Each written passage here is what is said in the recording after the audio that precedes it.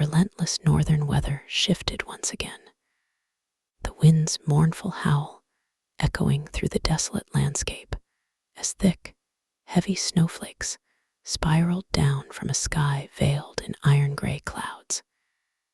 In a secluded corner of a frost-bitten road lay a boy, his small frame barely noticeable beneath the steadily falling snow. He softly sang a melody that wove together 4 sorrowful tales. The leading tale in his song was one of deep grief, a gentle, muted lament that spoke of loss and absence. The snowflakes seemed to heed his sorrowful tune, twirling gracefully around him as if in reverence of his solitude. They left a pristine patch of earth untouched, starkly contrasting with the turmoil within the boy's heart. Had there been a crowd, their voices would have risen in a collective wail, a single, anguished question echoing in the cold air. Why? A friend, had he not been alone, would have stood paralyzed. The words they longed to offer would have been choked by the unspeakable pain reflected in the boy's eyes.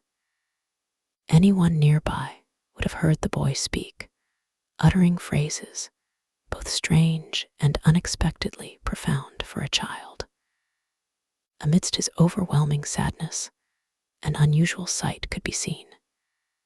His small, chapped fingers danced across the lute strings, conjuring a rhythm that blossomed into a mesmerizing, haunting melody, each note echoing the surrounding desolation. Despite occasional fumbles, the boy played with a dreamlike detachment, creating what his father once called a twilight melody. Unaware of its haunting beauty, he was lost in the ethereal sound resonating through the barren landscape.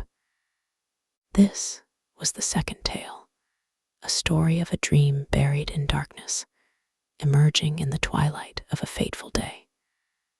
The third tale was subtle, almost imperceptible at first.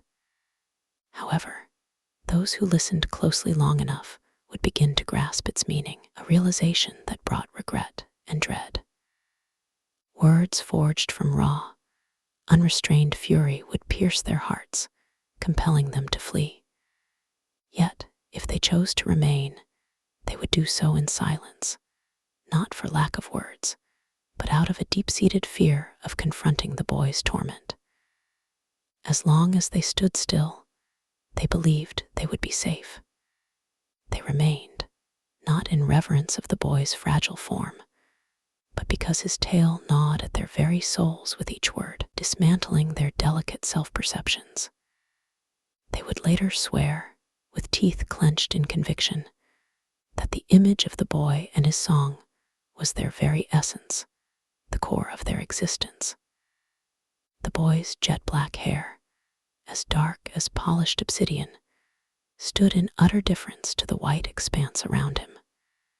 His swollen, weary eyes glimmered with a haunting emerald light, reflecting the depths of his sorrow. He moved with quiet determination, his body tense with the unspoken resolve to defy the tragedy that had befallen him. This fourth tale was his own, a culmination of the others, a grand tapestry of lament that wove his story into its depths. It was as heavy as the betrayal of a loved one, the anguished voice of a young person waiting to die, not from illness, but from a lack of will to live. As if answering his cries, the boy's frail body collapsed into the snow, a serpentine trail of crimson tracing its way through the pristine white.